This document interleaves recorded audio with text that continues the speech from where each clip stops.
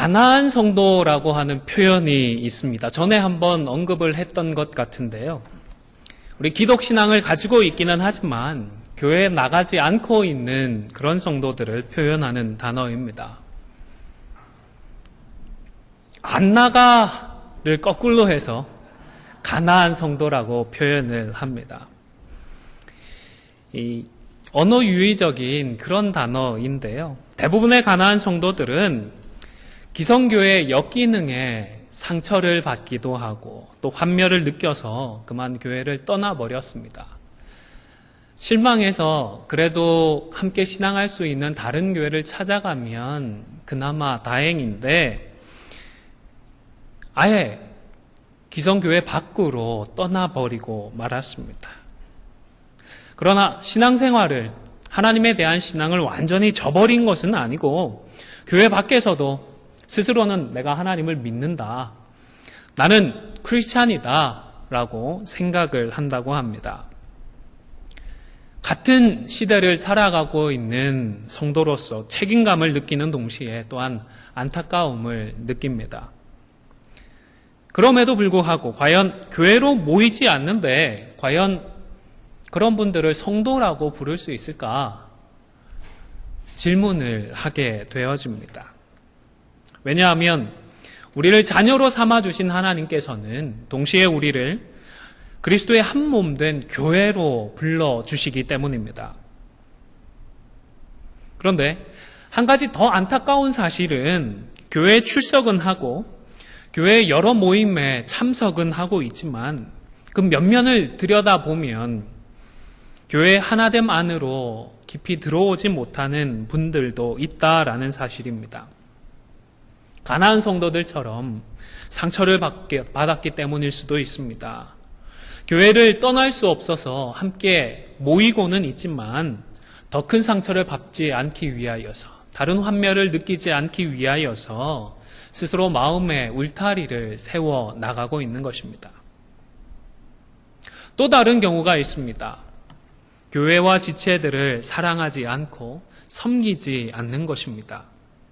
그저 자신을 위한 수단이나 도구 정도로 교회나 다른 성도들을 생각하는 것입니다. 그래서 한 신학자는 거룩한 이기주의라는 표현까지 사용을 했습니다. 분명히 신앙생활을 하는 것 같습니다. 거룩한 생활을 추구하는 것 같습니다. 그런데 결국은 자기 자신만을 위하는 듯한 모습을 안타까워하며 이런 표현을 사용했던 것입니다. 차마 그렇게 살아가는 건 신앙생활이 아니고 그냥 이기적인 거야 라는 이야기까지는 하지 못하고 거룩한 이기주의다라고 표현을 했던 것 같습니다. 여러분, 하나님께서 나에게 주시는 은혜가 나만을 위한 것일까요? 우리 모두를 위한 것일까요? 이럴까 저럴까 조금 그러신가요? 하나님의 은혜는 나만을 위한 것이 아니라 우리 모두를 위한 것입니다. 은혜뿐만 아니라 대부분의 모든 것들이 그렇습니다. 하나님은 우리를 은혜의 통로로, 축복의 통로로 사용하기를 원하십니다. 그래서 너만 이것들을 받아서 움켜쥐고 누리고 기뻐하고 즐거워할 것이 아니라 그것들을 오히려 흘려보내고 아낌없이 나누면서 더 많은 것들로 기뻐하고 즐거워하고 그리스도 안에서 참된 풍요로움을 누리면서 살아가도록 우리를 교회로 불러주시는 것입니다. 그러나 우리는 하나님께서 주시는 은혜를 나만을 위한 은혜라고 쉬 생각을 합니다. 나만을 위한 축복을 찾습니다. 나를 위한 경건, 나를 위한 성결을 추구합니다. 심지어 예배는 하나님을 위한 것인데 이 예배마저도 우리 자신을 위한 예배로 생각을 합니다. 나를 구원해 주신 그 하나님께 감사의 제물을 드려야 하는데 내가 드려야 하는데 하나님께서 내게 주실 것들만을 기대를 합니다. 하나님께서 내게 채워주실 것들을 우선적으로 소망을 하는 것입니다. 내가 영적으로 무엇인가 얻어가는 데에만 집중을 하는 것입니다. 여러분, 교회 밖에 있는 가나안 성도들뿐만 아니라 교회 안에 있지만 그리스도의 한몸됨에 참여하지 못하는 그런 분들은 우리가 어떻게 생각을 해야 할까요? 교회로 모이는 듯 하지만 여전히 나 자신만을 위하며 살아가고 있는 분들은 우리가 어떻게 생각해야 할까요? 또 무엇을 해줄 수 있을까요? 고민하고 정리하는 데에 꽤 많은 시간이 필요할 것 같습니다. 그래서 기회가 될 때마다 차근차근 점검하는 기회들을 갖고자 노력을 하겠습니다. 오늘은 우선 교회에 대한 기본적인 내용부터 확인을 해보겠습니다. 여러분, 교회는 뭐죠? 교회란 무엇일까요? 아마 개인적으로 물어보시면 조금씩 생각들이 다를 것 같아요. 왜냐하면 우리가 신앙생활을 해오면서 교회란 이런 곳이다 나름대로 다들 정리해 왔기 때문입니다. 우리의 생각이나 바램도 혹 들어가 있을지 모르겠습니다. 그렇기 때문에 성경적인 교회가 어떤 교회인지 우선 바로 이해를 하고 하나님이 세우신 교회의 본질적인 그 내용을 알아서 그 기준에 따라서 우리의 부족한 부분들은 보완해 나가고 연약한 부분들은 강하게 할 수가 있는 것입니다. 그런데 성경에서는 교회를 이야기하면서 교회는 이런 것이다 라고 명확한 정의를 내리기보다는 주로 비유를 사용해 왔습니다. 교회 하면 어떤 비유들이 떠오르시죠? 생각보다 많은 비유들이 있습니다. 그런데 대표적인 세 가지 비유를 우리가 생각을 합니다. 첫 번째로도 교회는 하나님의 백성입니다. 한번 따라해 보실까요? 하나님의 백성. 네, 이 비유는 교회의 구약적인 배경과 그 뿌리를 설명을 합니다. 오순절 이후에 교회가 출발은 했지만 그럼에도 불구하고 구약 성경에서부터 언급이 되었고 약속이 되었고 이 약속의 성취로서 교회를 이해하는 것입니다. 다시 말하면 하나님과의 언약 안에서 하나님의 주권을 인정하고 하나님의 말씀에 따르는 무리가 교회라는 것입니다. 그리고 두 번째로 따라해 주십시오. 그리스도의 몸. 가장 익숙한 비유가 아닐까 생각을 합니다. 물론 예수님께서 이 땅에 계실 때에는 하나님의 나라에 대해서 더 많이 가르치셨습니다. 그러나 예수님의 그 십자가 구속 사역의 기초에서 교회가 시작이 되었습니다. 그리고 교회와 그리스도는 생명적으로나 유기적으로나 긴밀한 관계를 가지고 있다라는 사실을 이 그리스도의 몸이라는 표현을 통하여서 설명을 합니다. 교회는 부활하신 그리스도의 우선적인 사역의 현장이고 그리고 활동의 영역이기도 합니다. 무엇보다 그래서 교회가 그리스도의 몸이다라고 설명할 때에는 누가 교회의 주인이시다라는 표현일까요? 몸의 머리, 그리스도가 머리이시다라는 고백이기도 합니다. 그리고 세 번째로 교회는 성령의 전입니다. 교회는 성령 강림으로 역사 속에서 실현이 되었습니다. 그리고 성령으로 충만한 공동체인 것입니다. 말씀과 기도로 성령의 인도하심을 받아서 주신 폭발적인 생명력을 가지고 주신 사명을 감당하는 그런 공동체입니다.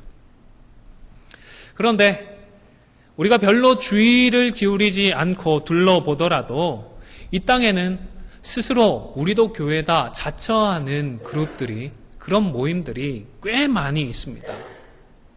그냥 교회다라고 얘기하지 않고 다 우리가 참된 교회라고 주장을 합니다.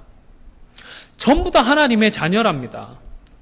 성령이 역사하는 생명력 있고 참된 공동체라고 주장을 합니다. 아무리 그렇게 주장을 해도 교회일 수가 없는데 말입니다. 그러면 무엇이 교회를 하여금 참된 교회다라고 인정할 수 있게 구분할 수 있는 기준이 될 수 있을까요? 전통적으로는 교회의 네 가지 표지를 이야기합니다. 통일성과 거룩성과 보편성과 사도성을 이야기합니다. 통일성이라고 하는 것은 미국의 교회가 있고 한국의 교회가 있지만 결국은 누구를 믿는 공동체죠? 하나님을, 성삼위 하나님을 믿는, 똑같은 한 분 하나님을 믿는 공동체다라는 뜻에서 통일성을 이야기를 합니다. 그리고 거룩한 무리입니다. 우리는 거룩한가요? 또 아리까리 하시면 안 됩니다. 우리는 거룩함을 인정받은 사람입니다. 여전히 부족하고 연약한 부분이 있지만 그리스도의 피로 거룩하다, 인정함을 받았습니다. 하나님께서 우리를 거룩하다 인정을 해주시는 것입니다. 그리고 교회는 보편적이어야 합니다. 언제나 어디서나 믿고자 하는 모든 사람들에게 열려있는 만민의 교회입니다. 그리고 사도성이라고 하는 것은 그리스도의 사도들의 터 위에 세워진 공동체다라는 그런 의미입니다. 이것은 사도적인 가르침을 따르고 있다라는 의미이기도 합니다. 그런데 좀 문제가 있습니다. 중세시대를 거쳐오면서 분명히 이 네 가지를 다 표방하고 있고 따르고 지키고 있음에도 불구하고 교회가 교회다움을 잃어버렸습니다. 교회가 타락을 해버렸습니다. 그래서 중세의 종교개혁자들은 이 네 가지에다가 두 가지를 더 추가했습니다. 바른 말씀의 선포와 성례의 집행까지도 그 교회가 참된 교회이냐 아닌가를 구분할 수 있는 표지로서 사용을 했던 것입니다. 그러니까 이 총 6가지가 참된 교회를 구분하는 가장 핵심적이고도 기본적인 요소가 되는 셈입니다. 자, 그러면 오늘 본문으로 돌아가도록 하겠습니다. 오늘 본문은 사도 바울이 에베소 교회의 성도들과 작별 인사를 나누면서 마지막으로 어쩌면 유언처럼 들려지는 그런 말씀 중에 한 대목입니다. 그런데 특이한 것은 작별 인사를 나누는 장소입니다. 바울이 어느 교회 성도들에게 작별 인사를 한다고요? 에베소 교회의 성도들에게 작별 인사를 하는데 그 작별 인사를 나누는 장소가 어디였나요? 네, 에베소가 아니고 밀레도였습니다. 지도를 보시면 빨갛게 표시가 되어 있는 곳이 에베소이고요. 녹색으로 조금 밑에 표시된 곳이 밀레도라고 하는 그런 곳입니다. 지금의 터키 쪽, 아시아에 있는 터키 쪽, 소아시아라고 표현되는 그런 곳에 있는 지역들인데 한 46km 정도 떨어져 있다라고 합니다. 바울은 예루살렘 교회로 가기로 마음을 먹었습니다. 지금 예루살렘 교회가 흉년이 들어서 너무나도 경제적으로 곤핍하고 어려운 상황에 있었기 때문에 헬라 지역에 있는 이방인들의 교회에 헌금을 모아서 도움을, 사랑을 나누고자 예루살렘으로 가기로 마음을 먹었던 것입니다. 그런데 오순절 전까지는 도착하기로 마음을 먹고 빨리 갈 수 있는 배편을 이용을 했습니다. 그러다 보니까 항구에서 조금 떨어져 있는 에베소로는 들르지 못했습니다. 그리고 짐을 내리고 싣기 위하여서 밀레도에 정박을 하게 되었는데 거기에서 에베소로 사람을 보내어서 여기까지 좀 와서 인사를 나누었으면 좋겠다 요청을 했던 것입니다. 46km, 오늘날에는 자동차가 있으니까 차로 가면 한 30분 정도면 갈 거리입니다. 그런데 걸어서 가면 얼마나 걸릴까요? 제가 걸어서 가보지는 못했습니다. 46km. 다행히 요즘은 구글 맵이 있어서 사람이 걸어가면 어느 정도 걸리는지 계산을 해줍니다. 구글 맵으로 계산을 해보니까 46km 정도 걸어가려고 그러면 한 9시간에서 10시간 정도 걸어가야 한다고 합니다. 아무리 바울이라고 해도 작별 인사를 하겠다고, 그것도 교회 장로 정도 되시는 분들을 향하여서 이 정도 거리를 좀 와주십시오 요청한다는 것이 무리하게 느껴지지는 않으십니까? 또 장로들이 사도 바울한테 빚을 지거나 약점을 잡힌 것도 아닌데 그렇게 와달라고 부탁을 한다고 그렇게 꾸역꾸역 걸어서 오시네요? 그것도 좀 이상하지 않으십니까? 우리에게는 다양한 많은 관계들이 있습니다. 어떤 관계들은 있으나 마나한 그런 관계도 있습니다. 다른 어떤 관계는 심지어 차라리 없는 이만 못한 것 아닌가 느껴지는 그런 관계들도 있습니다. 그러나 아주 끈끈해서 좀처럼 흔들리지 않는 그런 관계들도 있습니다. 너무나도 귀하다, 복되다 느끼는 그런 관계들도 있습니다. 지금 바울과 에베소 교회의 관계가 이렇게 복된 관계였던 것입니다. 9시간, 10시간이 걸리지만 인사라도 나누자라며 요청을 할 수 있는 관계. 그런 요청을 들었을 때에 만사를 제쳐놓고 달려올 수 있는 그런 관계가 바울과 에베소 교회의 관계였던 것입니다. 어떻게 이런 관계들이 맺어질 수 있었을까요? 그것은 바로 그들이 말씀으로 교제하고 복음으로 함께 섬겼기 때문입니다. 에베소 교회와 바울은 무려 2년간이나 두란노 서원이라는 곳에서 매일같이 모여서 말씀을 가르치고 배웠습니다. 그리고 바울이 에베소에 머물렀던 기간은 무려 3년에 달합니다. 여러분, 말씀의 교제를 통하여서 또 복음의 사역을 통하여서 서로 빚어지고 맺어져 가는 그런 관계들이 얼마나 귀하고 복된지 모릅니다. 그냥 교회만 왔다 갔다 하면서 피상적으로 맺어진 그런 관계하고는 비교할 수가 없는 것입니다. 제가 한국에서 대학생 때부터 해서 전도사, 강도사, 목사 때까지 시간을 보내면서 신앙의 훈련을 받고 목회 훈련을 받고 섬겼던 교회는 주일학교 학생들까지 다 포함을 하면 한 1,200~300명 되는 그런 교회였습니다. 그런데 그 교회를 떠난 지가 한 10년 됐거든요. 그런데 아직까지도 생각이 나고 기도할 때마다 기도를 하게 되는 그런 분들이 있습니다. 1,200~300명 다 생각나는 게 아니고요. 특별히 제가 말씀으로 함께 교제했던, 제가 지도했던 그 당시의 고등학생들, 대학생들이 많이 포함되어 있습니다. 물론 교육자로 마지막에는 있다가 교회를 떠났기 때문에 제가 먼저 연락하지는 않습니다. 그런데 그 친구들 중에서도 아직도 힘든 일이 있고 기도 부탁할 일이 있으면 연락을 해옵니다. 미국에 나올 일이 있으면 사실 자기들 미국까지 와서 할 일이 많을 텐데도 연락을 해서 꼭 얼굴이라도 한번 만났으면 하고 미리 연락을 줍니다. 복음으로 교제하면서 형성된 그런 귀한 관계들이 있지 않을까라는 생각을 합니다. 제가 그 교회에서 10년 동안 지내면서 많은 성도들과 알게 되었습니다. 1,200~300명 되는 주일학교 교사까지 했었기 때문에 거기 꼬맹이들도 대부분 알고 지냈습니다. 그러나 사실은 대부분 피상적일 수밖에 없었습니다. 그저 예배 시간에 한 예배당에 앉아 있고 식당에서 같이 밥을 나누어 먹는 그런 정도였기 때문입니다. 그러나 지도했던 고등학생들과 청년 대학생들은 매주일 말씀으로 교제합니다. 성경 공부를 같이 합니다. 또 방학이 되어지면 수련회를 가기도 하고 단기 선교를 가기도 하고 비전 트립을 같이 가기도 합니다. 짧은 기간 동안 같이 가기만 하는 것이 아니라 그것을 위하여서 말씀으로 준비하고 기도로 준비합니다. 방학이 되면 평소보다 저는 더 일찍 일어났습니다. 5시 반에 있었나요? 새벽 기도회가?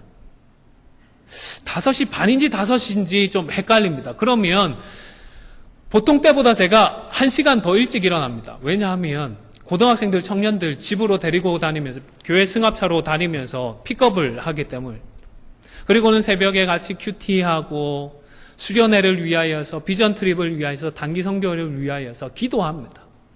그렇게 부대끼고 섬기고 교제했던 청년들이기에 한 2~3년 그렇게 교제했었음에도 불구하고 다른 성도들과는 또 다른 그런 어떻게 할까요? 이것만이 참된 지체다라고 표현하기에는 어폐가 있지만 그래도 더 끈끈한 지체됨의 관계들을 맺을 수 있었던 것 같습니다. 말씀과 복음으로 한 2~3년 정도 부대끼고 함께 하면서도 이런 여운들이 10년이 지난 지금까지 남아있는데 바울과 에베소의 교회 성도들은 매일같이 2년간 말씀으로 복음으로 교제했습니다. 매일같이 모이면 최소한 몇 번은 만났던 셈이죠? 700번이 넘는 횟수입니다. 바울은 이런 애타고 사랑하고 존경하는 마음으로 마지막으로 당부하고자 에베소 교인들을 청했고, 또 성도들 역시 그런 마음으로 바울의 요청에 응해서 밀레도까지 올 수가 있었던 것입니다. 여러분, 우리들에게도 말씀으로 복음으로 교제할 수 있는 기회들이 있습니다. 구역 모임이 있습니다. 그리고 올해 새롭게 시작한 제자 훈련도 있고 이번에 새로 시작한 양육반도 있습니다. 한두 번 했다고 성급하게 이제 됐다라고 낙관하거나 반대로 안 되겠다 포기하지 마시기를 바랍니다. 에베소 교회처럼 꾸준하게 모여야 하고 충분하게 모여야 합니다. 몇 번 이상 모였다고요? 700번 이상 모였습니다. 사랑하는 성도 여러분, 지금 우리에게 있는 말씀으로 교제할 수 있는 이 기회들에 동참하셔서 꾸준하게 동참하시고 충분하게 동참하셔서 말씀을 나누고 위에서 서로를 위해서 기도해 주는 가운데에 우리도 그저 피상적인 그런 관계로 머무르는 것이 아니라 바울과 에베소 교회의 관계와 같은 그런 참된 지체의 관계로 변화되어지고 새로워지실 수 있기를 주님의 이름으로 축원을 드립니다. 복음 안에서 긍정적이 되십시오. 세상에서는 인생에서 무너지면 다시 쌓을 수 없는 것들이 있다라고 합니다. 세 가지가 있다고 하는데요. 첫 번째가 존경이라고 합니다. 그리고 신뢰도 한번 무너지면 다시 세울 수 없다고 그러네요. 그리고 우정도 한번 깨어지면 다시 세우기가 어렵다고 합니다. 존경이든 신뢰든 우정이든 다 관계와 관련되어 있는 것들입니다. 세상에서는 관계가 한번 깨어지고 나면 다시 싸울 수 없다, 그렇게 단정을 짓는 것 같습니다. 여러분은 어떻게 생각하십니까? 관계라고 하는 것이 무너지면 다시 쌓기가 불가능할까요? 아니, 우리의 관계는 어떻습니까? 20년, 30년, 많게는 40년 동안 함께 해오신 분들이 있습니다. 함께 해오면서 장점도 많이 보았겠지만 단점을 왜 보지 못했겠습니까? 왜 상처 입지 않았겠습니까? 우리들의 관계에도 녹이 슬고 때가 끼고 하는 것들 어쩔 수 없지 않았나 싶습니다. 그러나 그렇다고 포기하지 말고 긍정적이 되시기를 바랍니다. 복음 안에서 긍정적이 되시기를 바랍니다. 앞으로 말씀으로 꾸준하고 충분하게 교제하면서 새로워질 것들을 기대해 주십시오. 복음 안에서 요셉처럼 꿈을 꾸실 수 있기를 바랍니다. 그리하여서 피상적인 관계, 그냥 스쳐 지나가는 그런 관계가 아니라 참된 지체의 관계로, 그리스도의 몸된 참된 지체의 관계로 새롭게 되어지는 우리 모두가 되시기를 주님의 이름으로 간절히 축원을 드립니다. 사실 오늘 본문은 다소 비장함이 느껴지는 장면이기도 합니다. 이번에 헤어지면 다시 만날 수 없을 것 같기 때문입니다. 바로 그런 상황에서 바울은 교회를 교회답게 지키기 위하여서 바울이 없더라도 에베소를 그리스도의 몸된 교회로 온전하게 지키기 위하여서 필요한 것들을 당부하고 있습니다. 그 중에 하나가 바로 삼가해야 한다는 것입니다. 자기 자신과 모든 성도들을 위하여서 삼가해야 한다라고 권면을 하는 것입니다. 삼가하다라는 이 단어의 원어적인 뜻은 주의를 집중하다라는 뜻이기도 하고 비슷한 의미로 전력을 다하다라는 그런 의미로도 사용을 했습니다. 그런데 이 구절의 문법적인 상황을 따져보면 한두 번 주의를 집중하고 한두 번 전력을 다하고 끝나는 것이 아니라 계속해서 삼가하라는 그런 의미입니다. 그래서 영어 성경을 보시면 keep watching over이라고 번역을 했습니다. 계속해서 주목하여 보고 계속해서 전력을 다한다, 그런 뜻으로 번역을 했던 것입니다. 이 단어를 어떻게 설명을 하면 좀 우리 가슴에, 우리 마음에 와닿게 설명을 할 수 있을까 고민을 하던 중에 다이어트가 생각이 났습니다. 여러분, 운동 한 번 하면 살이 쑥쑥 빠지시죠? 한두 끼 굶으면 허리살이 쑥쑥 들어가시죠? 아니지 않습니까? 우리 현대인들은 건강을 위해서 미용적인 이유에서 다이어트를 합니다. 한두 번 노력하는 것이 아니라 꾸준히 노력을 해야 합니다. 아마 다이어트를 해보시고 또 성공해 보신 분들은 아실 것입니다. 그냥 한번 해보지 이런 마음으로 될 수 있는 것이 아닙니다. 어떤 분들이 다이어트에 성공하시는가 생각을 좀 해봤습니다. 죄송한 표현인데 오해 없이 들어주시기를 바랍니다. 다이어트에 성공하시는 분들은 보통 분들보다는 조금 더 죄송합니다. 독하신 분들이 아닐까라는 생각을 합니다. 아니면 그 이상으로 절박하시지 않을까라는 생각을 합니다.